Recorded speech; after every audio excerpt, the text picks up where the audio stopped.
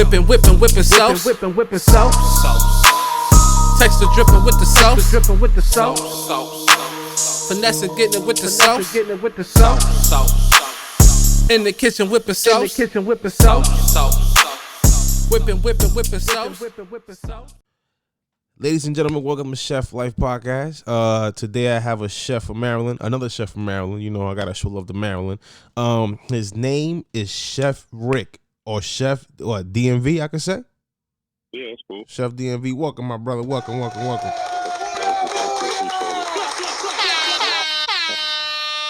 All right, man. So talk to me, brother. What's up, man? How you living? Great, man. I woke up today, so I'm always gonna be happy about that. Man, especially nowadays, you wake up, you blessing the motherfucker, man. Yeah, it's rough. It's hard out here, man. So talk to me. I know you caught my attention because you were shining this this ring a few months ago or a few years ago. Yeah, I appreciate it. You know what I'm saying? So I want to touch base on you. Let's touch base before you got into working for that baseball team, right? Why? Let's backtrack way back. Let's take it way back. Okay. Why cooking? Why did you want to be a chef?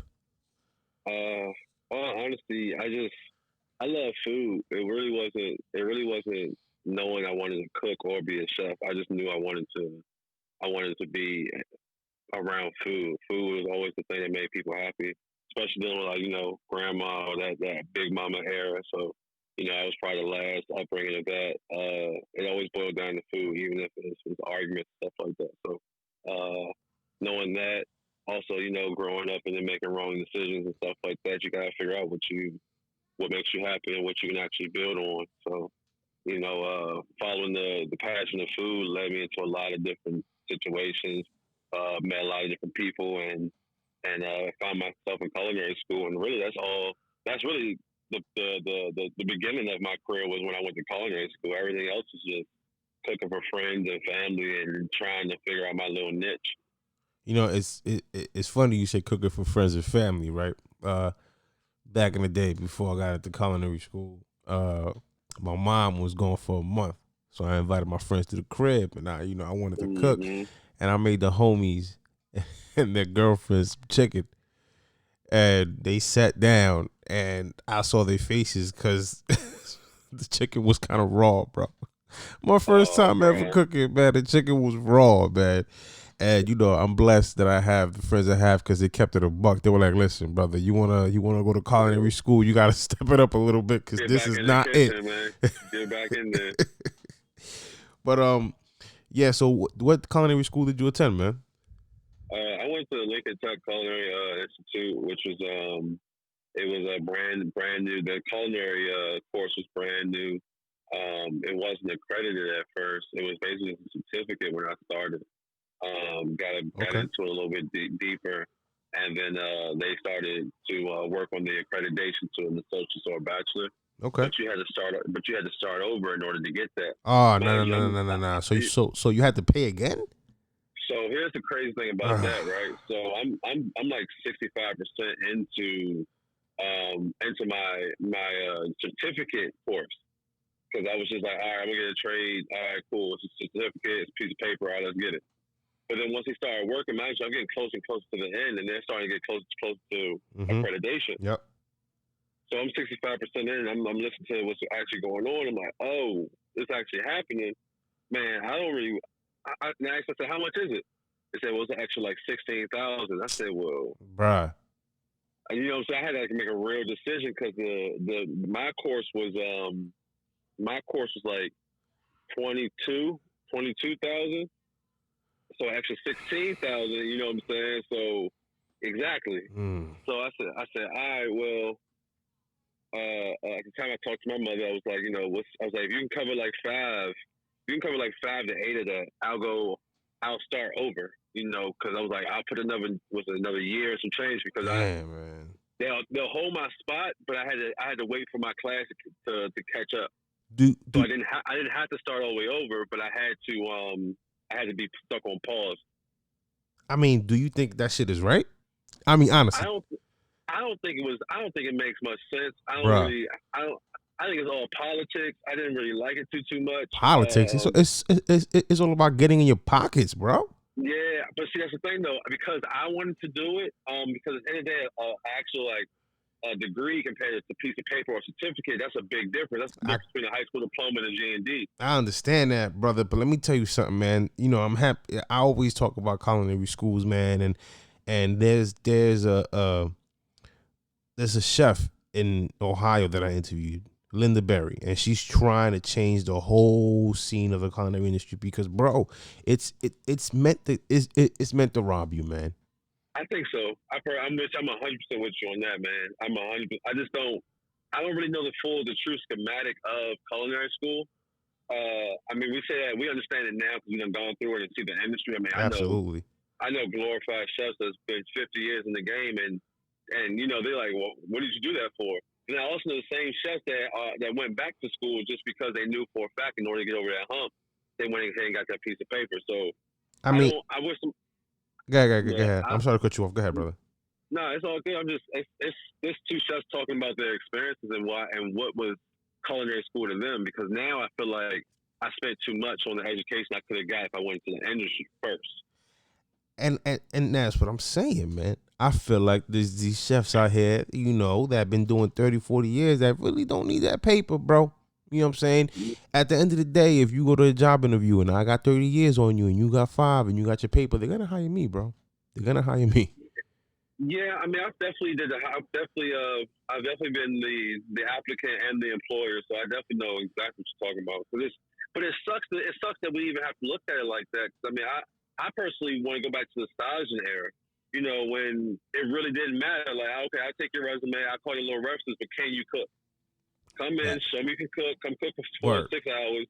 Bro, do a little shift, and then we'll call you in a little bit. You know, I miss that era. That's the era I was from. You know, you can dodge all day, all over the place. And then you may or may not get a phone call, but at least they got to see you rather than just see you on a piece of paper. A piece of paper is a piece of paper. You feel me? Yep. Like, that's not knife skills. I'm not applying for a desk job. I'm applying for a kitchen job. Yeah, man. You gotta do the 1 or 2 day trail to see if they like you, man. Oh man, I'm 100% with you on that. You know? I miss that era. Yeah, man. Nowadays you get the job without even coming to the kitchen and the trailing. You know, but that is also a little bit of fear too, man. You got certain chefs that get a little intimidated by certain people that come in the kitchen as well, man. So they don't want to hire somebody that's way too skilled either. You know what I'm saying? True. Yeah. All right, man. So after culinary school, right? What was your first gig? Well, let's not even say first gig. What was the first job? The first career? How can I put this? The first place that inspired you, bro. Like, not your first job, but the first place that inspired you. First place that inspired me to cook, or inspired me to be a chef? No, inspired you to get better. After you did culinary school and you in there, a place that inspired you. So I opened a National Harbor. Okay. In Oxon Hill. I mean, before there was townhouses, there was only like 6 restaurants. National Harbor, is that where Opryland is at? That's where the MGM is. That big hotel, that big resort. Yeah. Where the Tangier outlet is. This is promo too. They should call me and give me a check. But yeah, that's where that is. This is like before it actually had like his own zip code, man. I mean, if you ever go check out National Harbor, it's really cool. And I went there 3 years ago with my wife, man. It's nice. It's nice. It's a whole city state for real, man. Yeah, those townhouses up the street from the hotel resort. Crazy vibe. Yes, sir. Oh, go ahead, brother. Go ahead. My bad. I opened a Bond 45 with a couple friends of mine. Kind of lucked up into it. Scratch Kitchen was like a 96% scratch kitchen. That's dope. I think it's still there as we speak. Italian. We did a lot of fresh cuts, charcuterie, prosciutto, dry aged steaks and stuff like that. I came in as a salad cook or salad boy, or however you want to word it back then, but I just worked my way up, man. I was with them for about 5 years, bouncing around, learning as much as I could, prep, steak, saute, pasta, anything that we had to do, especially coming out of culinary school. So, you know, you're literally starting from the bottom. Salad, like you're learning how to make a salad properly. Yeah, man. I remember keeping the bowls chilled and Cold bowls. yeah, Oh don't mix man. it too much. You're gonna want the salad. Man, Just what I'm saying. listen, you're gonna break the lettuce. I mean, it was so much. I was just like, it's lettuce. It don't have no fillings. But Yeah. then come to realize, I'm like, dude, everything, like every living organism has fillings. I'm just not a tree hugger. Let me tell you something. The first time I ate a salad and I saw the chef when I put it up on the window, he was looking at it, making sure it was high enough. But what the fuck you doing, bro? It's a fucking salad. Just set the shit. But when I got into it, I started realizing, yeah, everything needs height, everything needs to look good. There can't be no Walter Greens on there. People paying their money, man. It was a culture shock for me when I first stepped in the kitchen, man. I think the hardest thing for me was just like, you want me to move fast, but you want it to be perfect at the same time. That's what it is, man. That's what it is. That was probably the hardest thing of like, I'm grasping the concept of how to make muscle memory in the kitchen. I already know you outside. You got your face mask on, huh? Yeah. I'm literally delivering to a client as we speak. That's what's up, man. Hey, do what you got. All right. So now let's move. I'm gonna fast track and backtrack at the same time to make it more interesting. All right. So now you work for the Nationals, right? Yeah. I just finished my tender there last year, right after the World Series. Word. All right. Now I'm a Yankee fan, so I mean Nationals. I'm sorry to hear that. That don't mean nothing to me. Let me stop. So how you got up in there, man?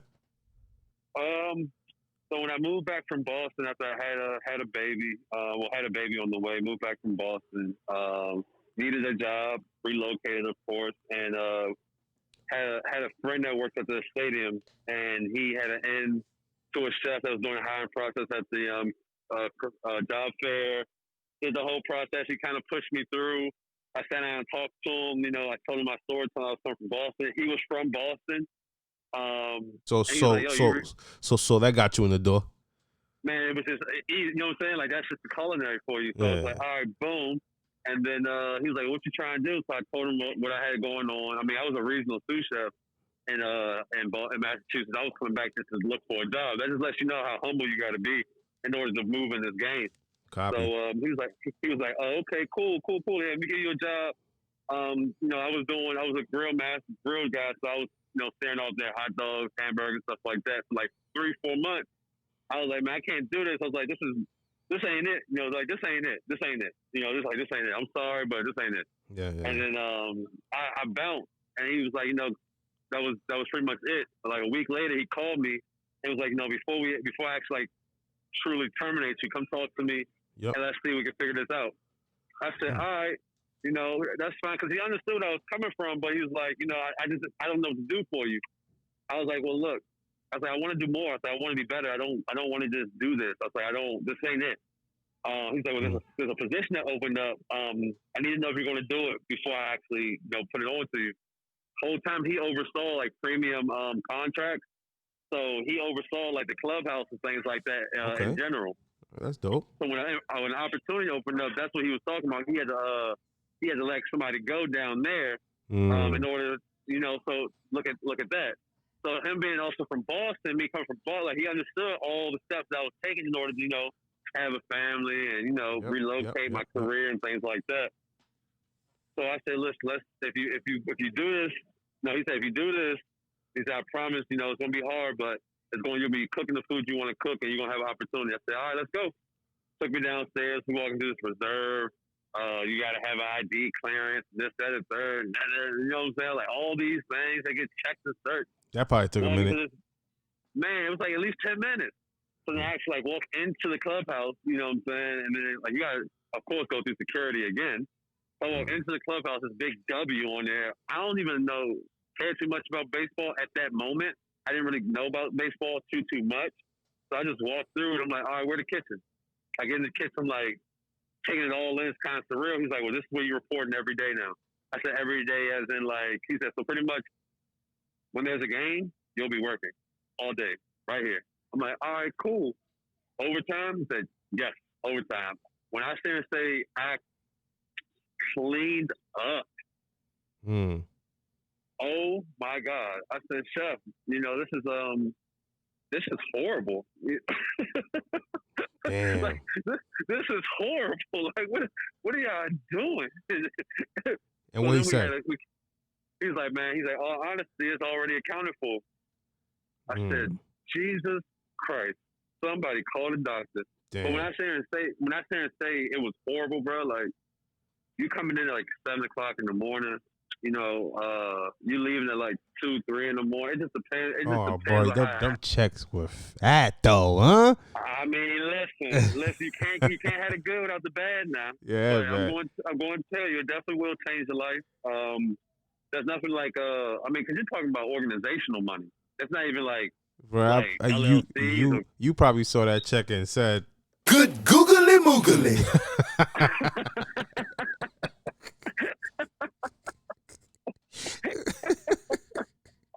That was right on time. I'm telling you, bro. Telling you, my man. My eyes got big and everything. I was like, okay, so now you're going to prepare to have a baby, and, the relocation feels good. I mean, I thanked them for this day. I was like, I appreciate it. And I was with them for about, 4 years, so it kind of all paid off and just turned into a beautiful thing. Hey, man, that's great, man. So here's what I want to know, bro. Here's what I want to know. Cause you was shining that ring like you was playing center field or home base. How the fuck you got a ring, man? I mean, it's hard for me to even explain that to people. I'm not even going to like hold you. Like everything in those 4 years with that team, with those players was too much to even understand, fathom, or even explain. I would literally have to like come sit down, talk to. We had to have a nice little whiskey or something like that, because you wouldn't believe it. You really wouldn't believe it. Like everything was a blessing. Everything kind of like fell in place. I mean, honestly, the players voted for those things. You know what I'm saying? Like anything that you really received that was outside of a check was an organizational thing, or like the players would talk about it amongst themselves and do from a good place. I mean, it's kind of surreal, dude. It's really surreal. Mind you, this ain't even like the top tier ring.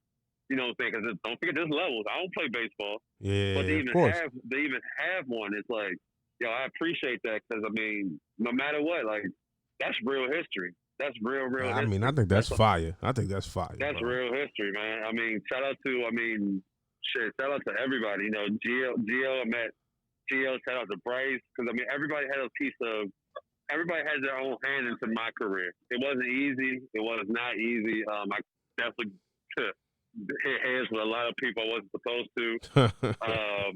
Yeah, I mean that. I mean that. People fought for me to keep that job through those 4 years. So that's dope, man. That's dope. But those are my guys. You know what I'm saying? Because I didn't care about baseball. You know what I'm saying? It was their job. I want you. If you got a job, I got a job. Yeah. So as long as y'all winning, we gonna keep moving. But until if y'all start winning, and then they're gonna start shaving fat. Oh, this ain't working. This ain't working. I wasn't trying to hear that. So So before you came back down, you was in Boston. What led you to Boston? So a company called Redstone American Grill. Okay. They're based out of Minnesota, but they opened their first location at the National Harbor. So after Bond 45, I bounced around like 2 different spots in Virginia, then ended up at Redstone, which truthfully turned out to be a blessing within the skies, because that's how I ended up in Boston. Okay. But I was out there for 3 years. I was with Redstone for about 4 years. I was out in Boston for about 3 years. So you stayed in Boston for 3 years. Damn, that's a little time up north right there. Yeah, so like at a previous conversation, he was like, "Yeah, I went out there." I was like, "Oh yeah, that's cool." I was like, "Man, I actually like lived out there, man. I was out there for the Great Storm." And I mean, dude, I didn't even know I'm going out there for a career opportunity. I ended up in the tundra. It's cold up there, boy. You know what I'm saying? And it's freezing, and it's really cold. My man came from D.C. to Boston. He skipped New York. You done skip NYC winners, went straight to Boston. Them shits ain't no joke up there, bro. Dude, it was so cold, dude. Man, all right. I'm like, all right, let's get it together. Let's get it together. But it was so cold, so cold. Were you living near the restaurant, or were you like a little hike the away? Restaurant was in, so the restaurant in Massachusetts was in Burlington, Massachusetts. Okay. I lived in Lowell. Mm. I lived in Lowell. It's probably about 25 minutes away. It's not bad. I mean, with traffic, you hitting 45, but that's not bad. That's not bad. It's not bad at all. It's not bad at all. I mean, it was either straight highway with traffic or about 30 minutes back roads. And I wasn't mad at either one of them. All right. That's a little cool. That's not bad. So you probably went in as what? Because if they're flying you out there, you went in as Sue, right?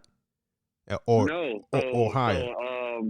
So like the crazy thing about it is, man, it was an investment in myself. You know, this was before I had children. I was just shining in the same place that I grew up in. So it's like, in order to actually excel, you got to change the location, change the environment. Absolutely. And that's what they were telling me. They were like, yo, we opened up a spot in Massachusetts. I'm like, man, I'm scared. I don't know. I know how to get down up there. I don't know. I don't know. But so what we gonna do? We'll pay for you to get out there. We'll set you up in the hotel. Make sure that you got enough time to get yourself together, find a spot. We'll give you per diem. That's dope. That's dope, man. Yeah, I went out there technically as a certified trainer because I was literally just a utility guy, and that's back home. So a small little promotion, nice little pay rate. And then we out here. You gonna pay for everything? You gonna pay for everything? Yeah, goddamn it. You paying for everything. Goddamn it. We out. We out. We fucking out. Let's get it. All right. So we pull up. We get there. They did everything they said they was going to do. I ended up just saying like, you know what? I'm gonna actually stay. I'm gonna stay because the training was like 6 weeks. But after like 3-4 weeks, I was like, I'm gonna just stay. Give me another 3 weeks to look for an apartment, and they did that too. And really, the rest was history for 3 years. 3 years, kid. I mean, did you manage to become a Sioux out there, or you just training? Like, all right. Now here's the worst part about all this, right? So anytime you open up a new spot, it's slow. You gotta get your feet wet. Absolutely. Truthfully, it's gonna take like 2 years to get it popping. Damn. Not knowing that, but also being ready for that, I was like, hey, I really got to make ends meet. Like, I'm out here, but I'm still I'm hourly. My hourly is really high, but if I don't have the hours, I don't get paid. Let's be real. How many hours you was getting, bro? Probably like 15, 20. A week? Man, what? A week. They flew you out there to do 15 hours a week? A week. I mean, it was pretty much just like, damn, son. It was good enough just to stay afloat. It's no shade on them, but it's just reality. It was nothing. You ain't gonna throw shade on them. I am. Hold up. That shit is not cool, bro. That is not cool. So I ended up talking to my boss. He was real understanding. I was like, I gotta get something else. So he's like, man, do it as long as we can work with you, figure this out. He said, when we start getting busy, I'm gonna need you. I said, all right, that's no problem. I'm here. I'm just trying to make some money. So I go apply to a couple spots, and one of them hit me back like immediately, probably like within 48 hours. That's dope. So that's what always you're doing now? That's always a good feeling, bro. Man, it was always a good feeling. Great feeling. I was like, okay, we out here for a reason. So they said, come on over for an interview. Let's go ahead and talk and figure this out. I said, cool, done. All right. Interview time. Talk, sit down. He's like, so how did you end up, like, so we go through the whole channel of everything. Copy. Yep. Everything. So I said, honestly, I used to work for a guy that was real cool. He told me Massachusetts was actually not bad. This is before I even took the job. He's like, you should go up there. They pay real well. So I told him, they pay real well. They look for good chefs, things like that. So I'm here now. Got a company going on. This is where I'm at. I'm just looking for something to get by. He said, well, based upon your credentials, you should really be a sous chef. He said, yeah, but they can't afford to put me in a sous chef right now. This is what's going on. Don't tell me he came through with the. Don't tell me he came through. Listen. So you're talking about a restaurant that's relocating, trying to find their mark, compared to a restaurant that's established already in up there, already ready to go. So I said, I'm loyal now. Hold on, let's start with this. I'm loyal now to my career. I'm loyal now. You flew me up here. Don't get me wrong, brother. I don't mean to cut you off, but sometimes you can be loyal, but sometimes you got to be a hired ninja out this motherfucker. You hear me? Hold on. He slid me that offer letter right then and there. Ooh. He said, man, he said, how you want to be a sous chef? He said, I understand the situation. He said, but if you can do this shift, you can be a sous chef. He said, then you can work that shift at your other job. I said, well, okay. So now I'm averaging like $140 hours a week, grinding. Ooh. Sous chef money in the middle. I mean, sous chef money in the morning. Loyalty money at night. Damn, bro. I don't know how you did that, man. Energy right there, man. How old were you at this point? 22. Exactly. Yeah, that's what it sound like. That sound like early 20 energy right there. Because right now at 34, nah, that ain't happening, bro. I'm hurt. Oh, you want me to do what? You want me to do more than 10 hours? Jesus Christ. But here's the kicker, though. So he slid me the offer letter. I looked at it. I said, this is, nah. I slid it back to him. I said, nah, this ain't it. I was like, 'cause I already know it's projected to me with who brought me out here. I already know what it is. I just know the money ain't catch up yet because I know what my hourly is. You're not even beating my hourly. That's what's crazy. If I had my 40 hours, we wouldn't even be at this conversation because I know what the money is. Copy. So okay, now I'm good on that. You know what I'm saying? Even though they get paid every week, but now I'm good on that. I'm good on that. He said, for real? I said, yeah. I said, I don't even know you. You just really like an interview. Like, that's it.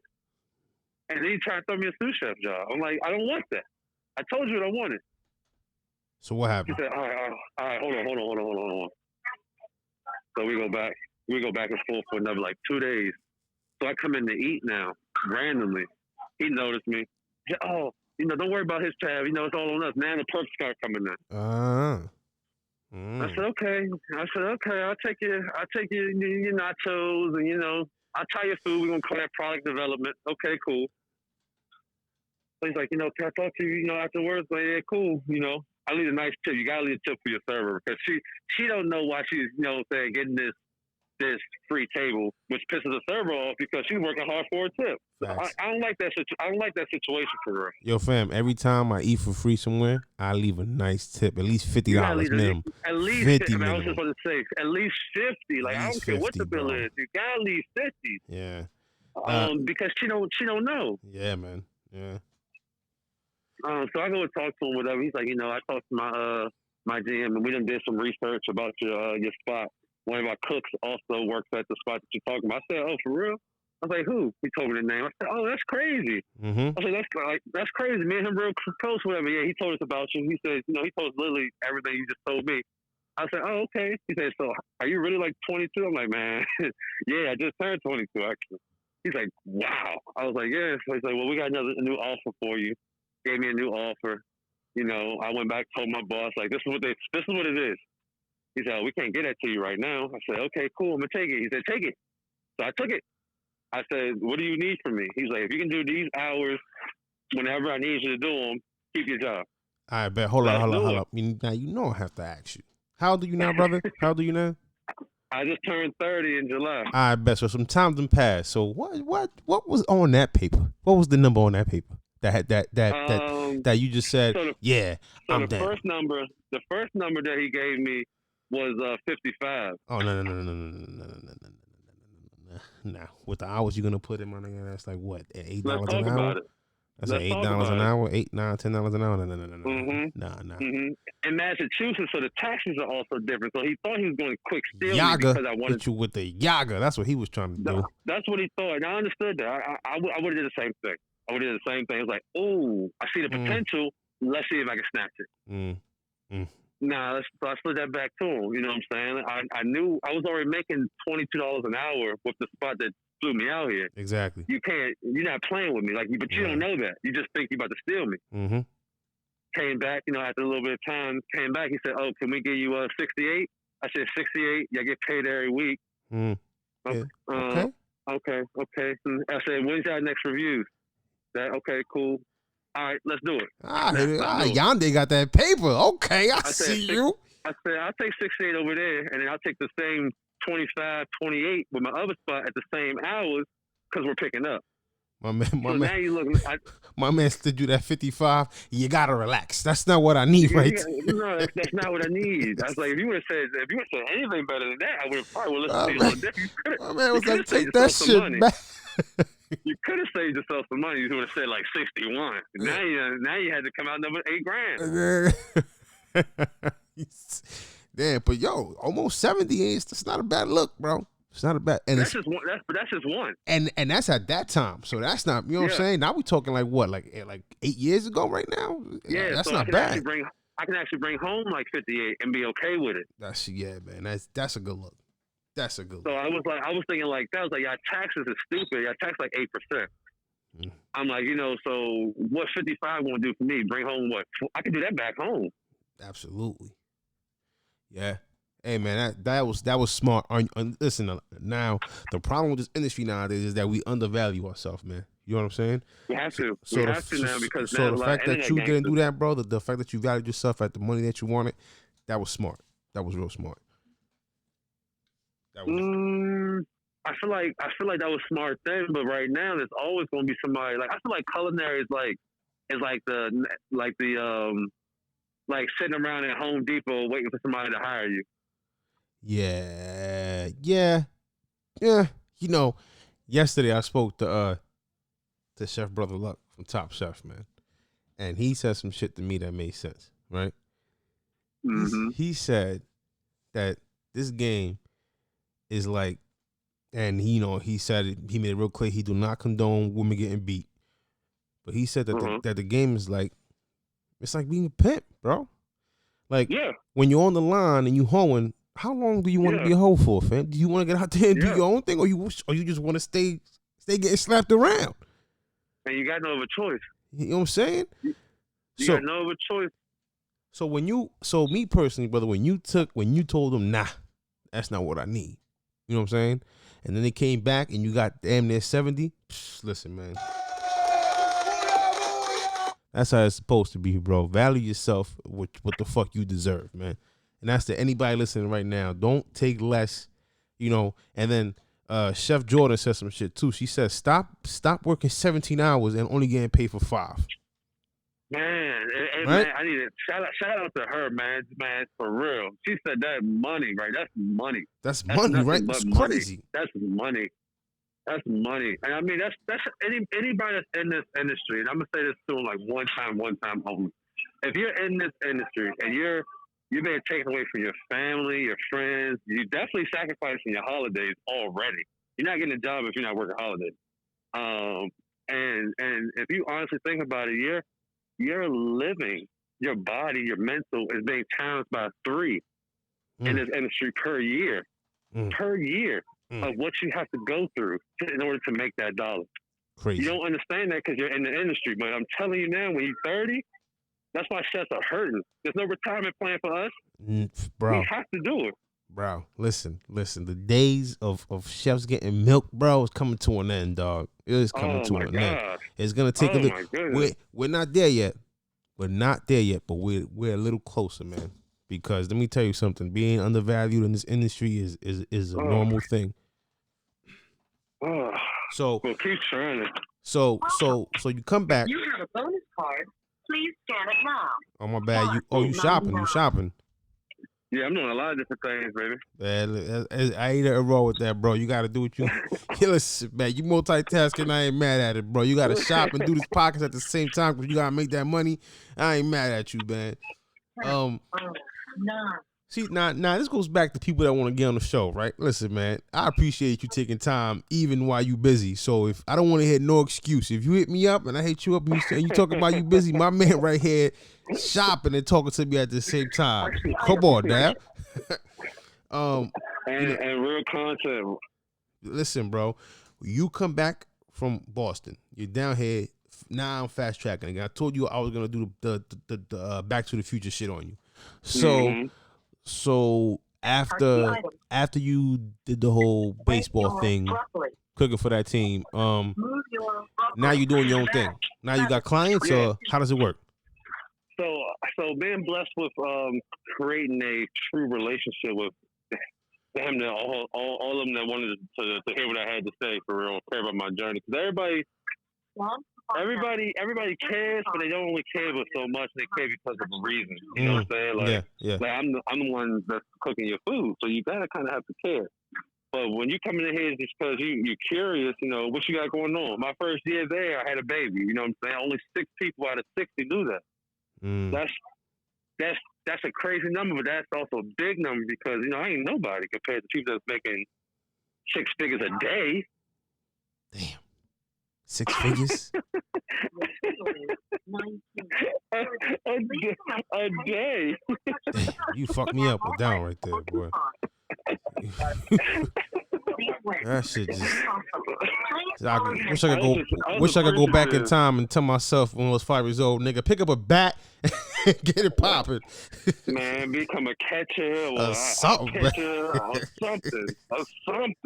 something. Yeah, but man. like I said, it was just really that type of situation. So it was like, oh, okay. All right, so what can I do to stand out besides cook my ass off? And I mean off. But it was just be yourself. You know what I'm saying? Be yourself. They got enough of people trying to squeeze money or opportunity out of them. Enough people trying to smile in their faces. I live with, you know, I don't care about baseball. I didn't think about baseball before then. I'm not going to do it now. I respect you as a man. You respect me. I respect you. You come across that door into this kitchen, this is my domain. You know what I'm saying? I'm trying to win this ship like you are. Absolutely. Help me, help you. Oh yeah. And you know that was a real thing that was received because it wasn't nothing malice. It wasn't nothing like that. It was pure. You a man? I'm a man. I don't care about your pocket because it's not my pocket. If anything, I'm trying to get like you. Yeah. And you know, let's do it. Let's do it. You win, I win. Literally. That was my first year. So we fast forward second year, third year.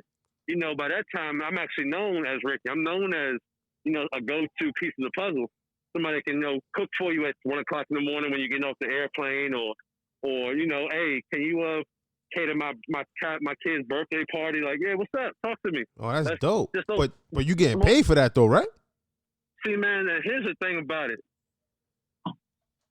At the time, no, because you got to remember, like, you're still on the clock. These are things that's called favors and perks. Okay. So when you start understanding what can happen, what has happened, and what will happen, it's always going to be a yes because they remember that. You know what I'm saying? They remember those moments of hey, you know, I appreciate you. I got a 1967 bottle of wine from I'm not gonna say the name, but 1967 bottle of wine, bro. I just opened it probably like last year. I mean, I say it was so robust and I mean it smelled like time, like it just traveled through an endless amount of unicorns and pixies, man. It was so rich. You definitely knew it was expensive. You know what I'm saying? Yeah. So you got perks like that. The here's this. Or yo, listen, if you want to spend some time with your wife in my house in the cabin, you go ahead and do that. You should. So you get certain things when you're on first name basis. I'm gonna say that. Copy. I mean, that's not bad, bro. That's not bad. And then you get your financial perks when things are good. You know, you hit your quota or they make it to the playoffs or a little Christmas bonus in there. You know what I'm saying? You know, there's little things. You know, something that especially if you're black, that's just nothing to help you pay off some damn debt. It ain't but so much Christmas. At least you're adding a little bit of snow. Yeah.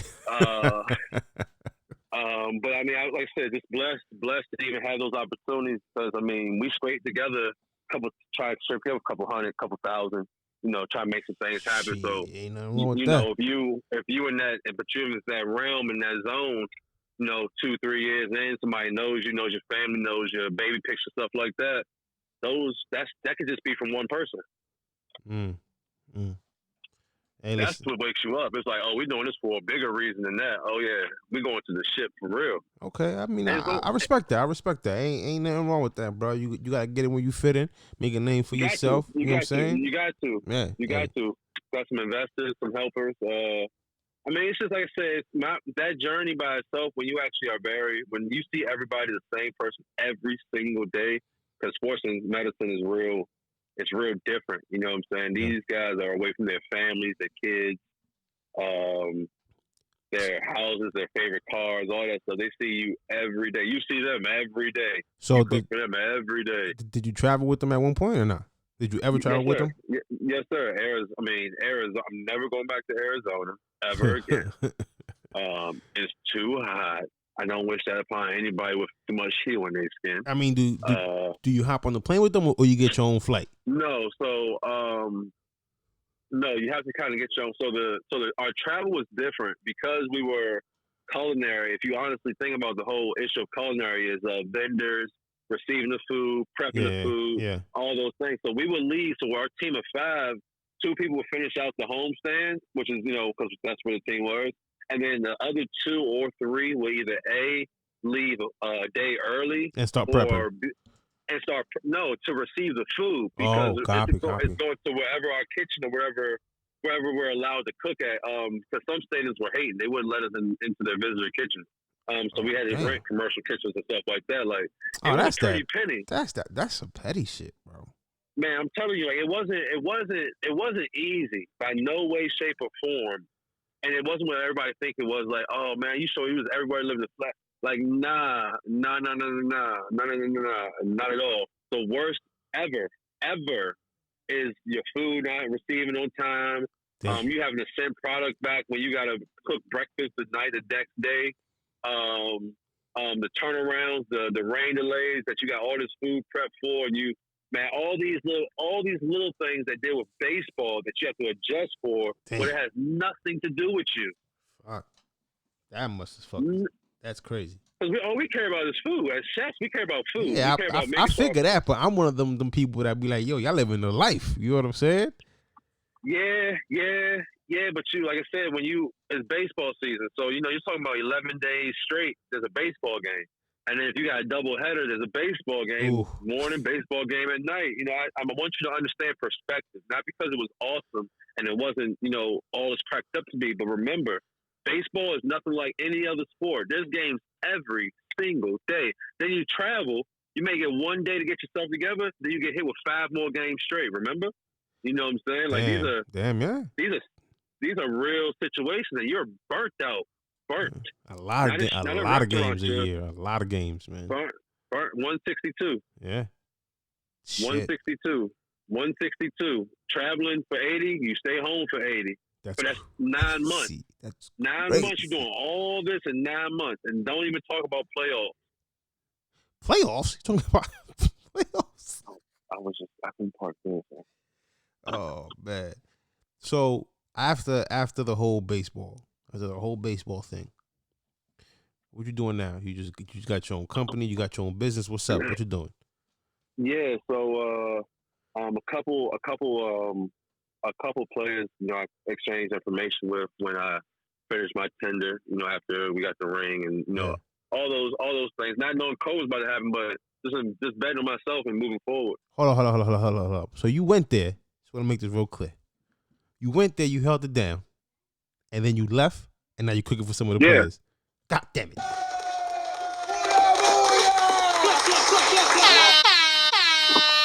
But you better tell these people out here to put some respect on my name. That's what I'm talking about. You went up in there and you left with some clients, brother. Yeah, that's some good shit. That's some good shit, man. Yo, don't be ashamed of that, bro. That shit is popping. It's lit. Let's go. Talk to me about that. How is that working out for you? So far so good, man. Shout out to Anthony Rendon. Shout out to Gio Gonzalez. Shout out to Joe Ross, Brian Goodwin. Everybody's on their respective teams, but when I stare and say like those were friends, family, it kind of grew into a lot of different things.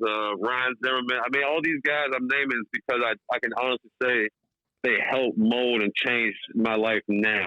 I had no idea how to budget real money, not like play money. We're talking about like I never even knew some of these things were possible for real. You know what I'm saying? So right now, having the ability to create, definitely have a catering gig. We have We have a charity now, and I say we because I'm also helping a lot of different people with philanthropy and trying to bring things together for Damn, 2021. that's dope. That's dope. But we're still trying to make it. I don't want to sit here and say humble I am, but I want to make sure everybody understands. Like we're nowhere near where we want to be. We're really trying to build stock options through the company for our community. Let me get that on the other side of 3. We're trying to build a lot of different networks and channels. So once everything opens back up, hopefully I can still get back on the phone and call people that I just named and see what's possible. Because we don't take handouts. We put our money where our mouth is. So we paid everything up front. All the equipment. I'm working on getting an ice cream truck right now. I'm starting an entertainment company, moon bounces, water slides, all types of things. We're just trying to make sure that we create a body that also creates jobs. And I really do. I really, really mean that. I really, really mean that. 2021, I want to make sure that we get our taxes in order and our debt in order and create jobs. I want to make sure I create jobs for my people. Like I can't stress that enough. Yeah, man. I mean, that's powerful, man. If from what I'm hearing from your journey, man, it started off small and now it's small. Huge, man. It's huge, and I'm a type of person that likes to give my people their flowers, man, and that's why I brought you on the show, my brother. That. You know what I'm saying? I'm proud of what you're doing. I'm proud of what you're doing. I see you moving out there, man. You ain't stopped. Congratulations, bro. I appreciate that. I do. I really do. It's not. It wasn't easy. It's a lot in 10 years. It's a lot in 10 years. So if I can do this, I can do all this in 10 years. I want the next chef or the next culinarian to know that you can do it in 5. I mean, I didn't even take like culinary seriously until I was about 20 years old. And then once I put my pedal to the metal, look what happened in 10 years. Yeah, man. So if you want to be a chef at 17, 18, 12, which there are amateur chefs now. There are kids being chefs now. You can have it tomorrow. You don't really have to do what we did and have pots and pans thrown at us, getting fired at the end of the shift. Them days, boy. You know what I'm saying? Getting cursed out. I mean, man. I don't even want to know the real story for real. You got you got me twitching over here a little bit. You know what I mean? PTSD out there. I mean, somebody call you an MF on the line, and you got a hot pan in your hand, and you might get smacked. I'm telling y'all. Just appreciate the journeys, appreciate the lessons, man. Stop taking steps for granted. We do have feelings, and at the end of the day, we also have bills too. You can't keep shortcutting us because somebody else is cheaper. Everything I just said should be expensive. Unfortunately, I got to take pennies. On the next step, I have to take pennies because of what it is. That's not fair. That's not right. Nah, that's man. not right. It's absolutely not right, man. It's not. That's not right. Damn. Hey, listen, before we head out, I have to ask you 3 questions, man. They're a little tacky. Talk to me. They're a little tacky, but it's the questions I ask all the time. All right. If you could sit down and have a talk with 3 chefs, dead or alive, who would they be? Just to sit down and pick their brain.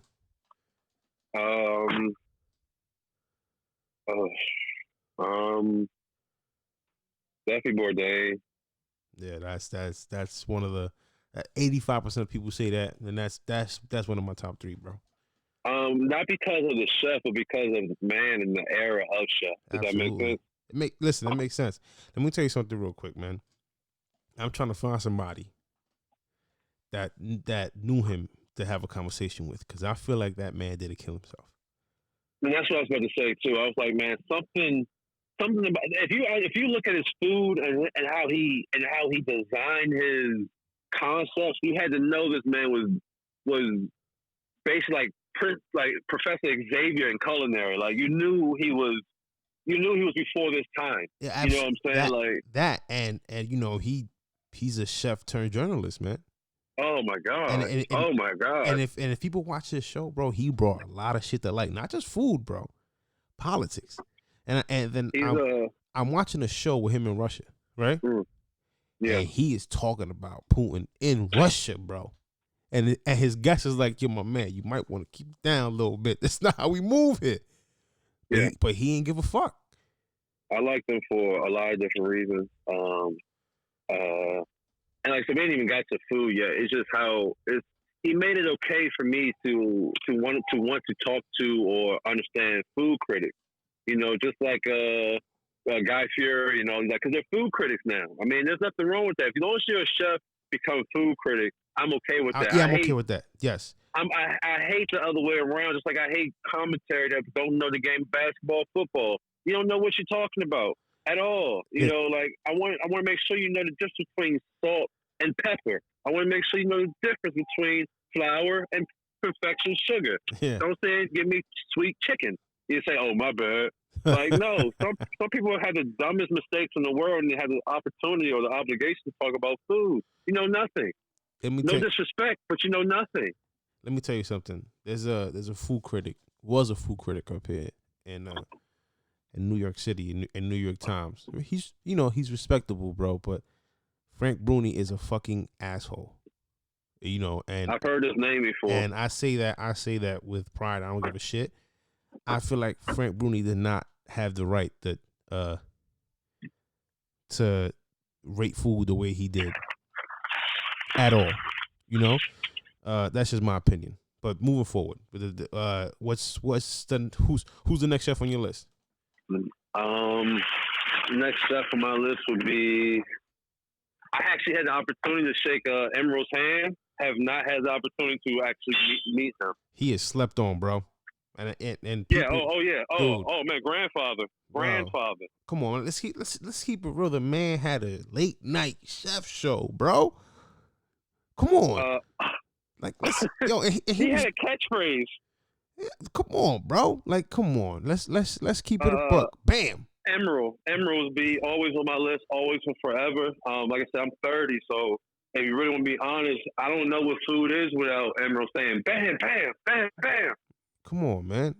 He doesn't get the respect he deserves. He doesn't. But he also can't because, like I said, he was also before his time. You know, like we gotta remember, like the chef era has changed, flip flopped in front of our faces. We don't even know. They didn't even know what social media was, nor did we want it in 2004, 5, 2010. We were like, you know, just like you and me, putting in those real hours behind a real kitchen, you know, being really yelled at, messing up plates, you know, forgetting our prep, you know, like we knew where we had to go and what we had to do to get there. Now, you can honestly get on television on your phone and call yourself a chef, but have no idea what the 5 mother sauces are, have no network, 5 mother sauces, huh? have no scars on your hands. You can't even sit in the room of just cooks and say, man, listen, man, I'm just tired of blah, blah, blah. I'm tired of the prep cook messing. We can have just a conversation of just stuff. And then that would be part of our resume. But you don't have that. You know, that's the culinary that most people in this industry really thrive off of. We thrive off those days of almost getting fired, of beating ourselves up because we know we dropped the ball, but our team and our chef yelled at us but didn't fire us, so we want to be better tomorrow because we let our team down. We with each other every day. Absolutely, bro. I remember them days. Them days ain't no joke, man. Those days ain't no joke. You can't take those for granted either. Nah, you can't take that for granted. You know, there's sometimes, especially now during this whole quarantine, bro, you know, I tell my wife, like, yo, I just miss the fucking kitchen, man. I want to get back so bad. I miss it. I miss it. Oh, and my last chef, is not necessarily anybody big, but it doesn't have to be, bro. Any chef that influenced you, any chef you admire. My last chef will be, I would have to say every chef. You know, every chef that I've worked for, came across, or culinary school, you know, on the street, food trucks. I mean, anybody that takes this stuff seriously and really, really, really cares about it, I have no problem giving you the title of chef. You know, if you care enough about it, you willing to put in those hours, I have no problem talking to you. I have no problem helping you, working with you, working for you. You know, this industry has taught me nothing else is like it's too small to think that your prep cook won't be your boss tomorrow. You know what I'm saying? That don't ever, ever, ever, ever get it twisted. You know what I'm saying? Like, stay humble and make sure you pick up the phone. You know, so I've been gracious enough by that position and by that statement that anybody in my past, anybody in this industry, server, busboy,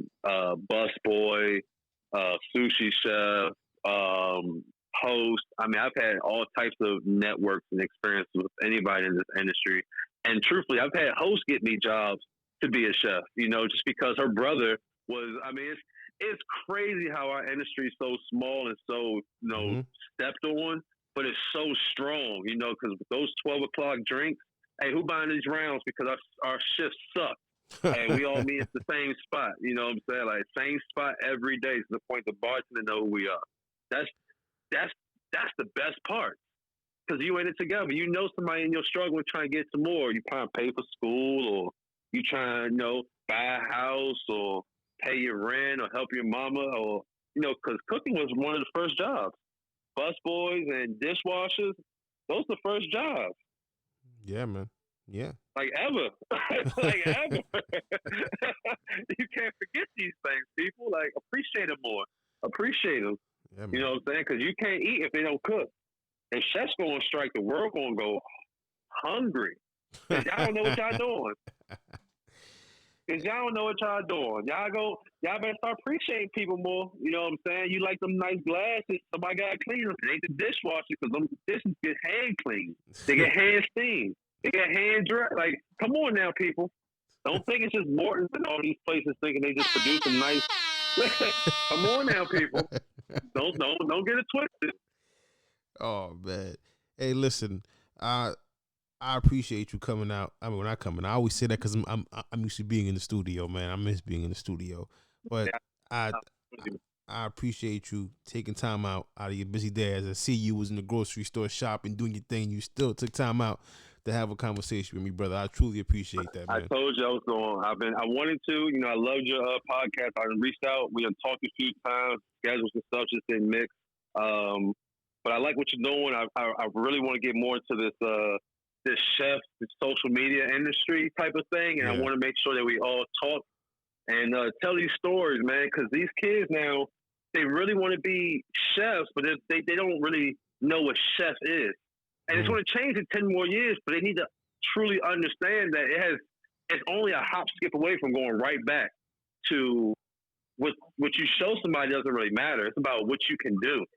And if you can't cook, it's going to show. Period. Period. If you can't cook, it's going to show. It's going to show. Damn. That's y'all better do the work. Y'all better do the work. Y'all better do the work. Y'all better do the work. Y'all better do the work. Hey, man, listen. I'm not talking about before you even talk about fire. We're talking about if you don't cross-contaminate, if you don't. We can go deep. Like, I can see somebody wash chicken with soap. It's on social media right now. Oh, yeah, that was crazy. Man. That was crazy. Man. That was crazy. What? That was insane. You better get your grown self out my kitchen. Man, listen. Stay safe, people. Go stay no to drugs. Stay no to drugs. Stay in school. Stay in school. Hey, my brother, listen, man. I appreciate you, man. You know, your story was great, man. You came from the bottom, and now you're doing your thing. You starting your own companies. You said you got a what's it called? Skip my mind, man. Man, it's all good, but just know I'm going to sit here and say this live. Perfect Day to Be Incorporated will be opening 2021. It's an all-in-one, one-stop shop. Please stay tuned. We're on social media. We are working on the website. There we go. Chef_DMV. Energy Can't Be Destroyed is our charity. The charity. That's what I was talking about. The charity. What's a charity? That's what I was. That's back in my mind. Yeah, energy can't be destroyed. I created it in 2019. We put it in full effect this year. We fed about 400 people for Black Lives Matter. That's what I'm talking about. That's what the fuck. We gave away about 40 plates for Thanksgiving. We do a lot of things private, man. We do it up front, and then we ask for donations later. It's self-funded by me. Anything that most proceeds go back into the charity, from catering gigs or edibles or private this or whatever. I basically fund everything through my own pocket, and also take care of my family and friends to the best of my ability. So, it's bigger than just money. You know what I'm saying? Money's going to come if you live right. But it's also about being the change, being a new wave. Stop chasing clout. Just do something with your life and do something with yourself. I mean, clout's going to come or whatever you want. Success is going to come. We just can't keep calling it clout. Call it being successful. You know, like nobody's going to say, oh, I want the money, but don't take the fame. We already tried that already. We tried that already. Like we tried that already. Like if you want to be successful, these are the things that come. Period. Hey. It is what it is. It is what it is, man. Listen, It man, is what it is. I appreciate your message. I appreciate what you're doing. Thank you so much, man, for taking time once again, my brother. And Yeah, I gotta start cooking, brother. Yeah, stay safe, man. Stay safe. Stay humble, cause man, listen, man, you being humble and you doing your thing, brother, had to shine light on it, man. Thank you for coming out, my brother. Appreciate you. Later. In the kitchen whipping sauce. Whipping sauce. Whipping sauce. Texture dripping with the sauce. Finessing, getting it with the sauce. In the kitchen whipping sauce. Whipping sauce. My texture dripping with the sauce. Flexing on them with the sauce. Goddamn.